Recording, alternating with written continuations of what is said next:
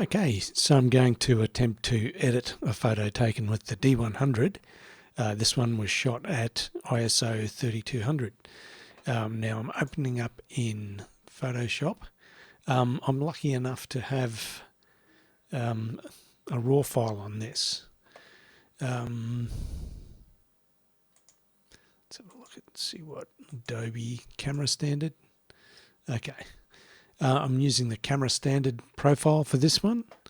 Let's go have a look at the noise, because we might be interested in some noise reduction, considering the high ISO it was taken. And you can probably see there it's pretty gritty. Now back in the day, it probably would have looked like this coming out. Plenty of colour noise. I'll just pump it up a bit so you can see it a bit better. So you can see that blotchy colour noise there. The default that the Photoshop opens up in is about 25 on the colour noise reduction. Now we can reduce luminance noise as well. When I tried doing too much denoise, it would kill the detail. We've only got 6 megapixels to deal with here, so there's not a lot of detail. But let's see what the Adobe AI noise reduction will do. Okay, you can see at 87 it's really smudgy. I think that looks horrible. 39, not too bad.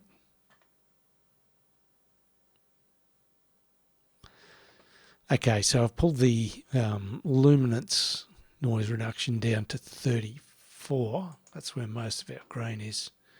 Doesn't seem to have killed much of the detail. You can still see a bit of grit there. Take it back to 0 so you can see. It's pretty gritty there. And yeah, around about that 25 to 35 mark. It's probably about as much as I would go for this. Still a little noisy, but I'd rather a little bit of noise than smudgy, fudgy, horrible, plasticky looking details, which is starting to occur there, but you're not going to see it in print size. I'll just pull it down there, see what that looks like there. It's not really hurting it too much. Yeah, there it is. You can see that plasticized gunk. That's at 45, 34. I keep it down to about 21. I'm going to keep this grain. Okay, what else would we do with that? I'm just going to save a copy like that. Okay, so that was a gritty, grainy, but acceptable photo for that time period, I think. Now this one here, I don't have the RAW for it. I only have the straight from camera JPEG. Due to storage restraints back in 2003, I shot a lot of JPEG only, unfortunately. Okay, so I'm going to open that one up in Photoshop and see if we can do anything for it. First thing I'm going to do is rotate it.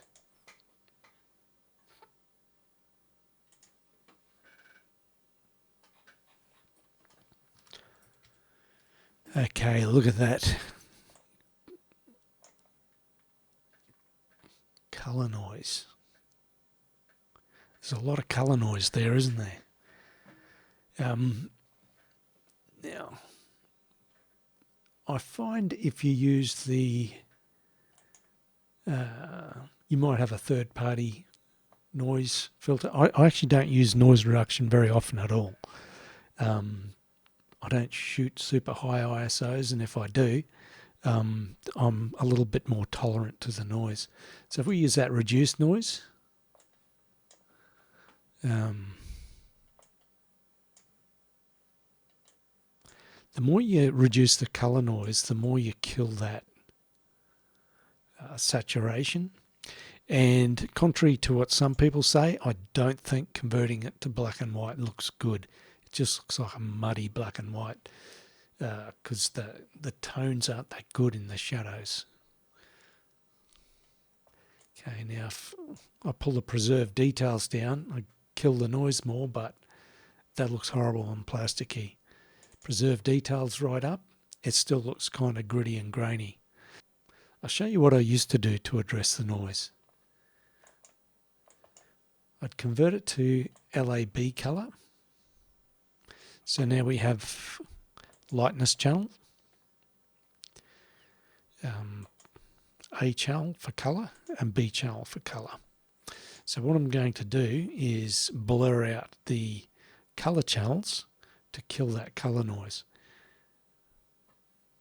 Now that grain you can see there, or that noise, is actually the colour noise. So I'm going to blur it out. Gaussian blur. So blur it just enough to kill that noise. There we go. Okay, so all the channels together, you can see the colour noise has gone a little bit.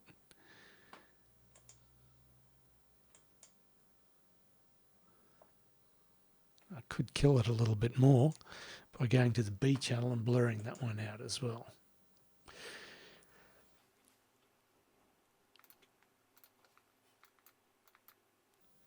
Probably didn't need as much, that one.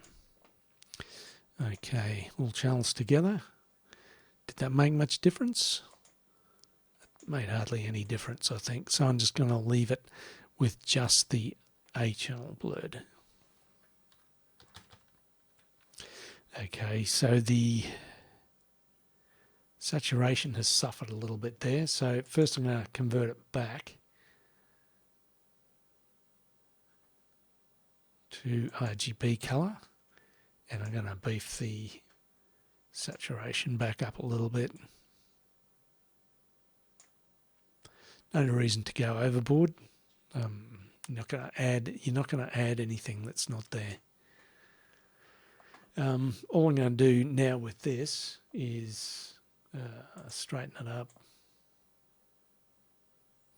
I'm not using the regenerative fill for this because I don't really like what it does. I'm just going to stretch that out a little bit.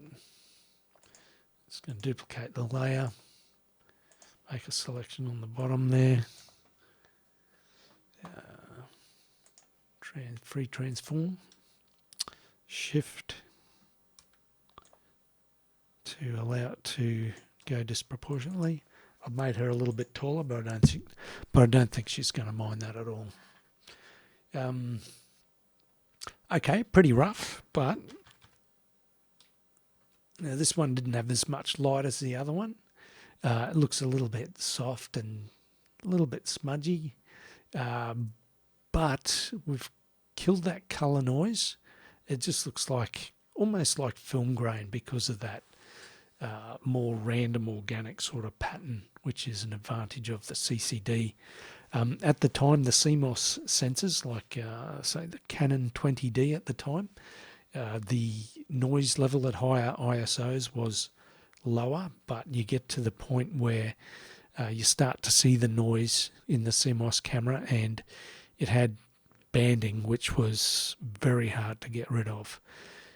So there was kind of a range where the CMOS camera had better high ISO, and then I think the CCD looked better as it increased, purely because of the more random organic nature of it.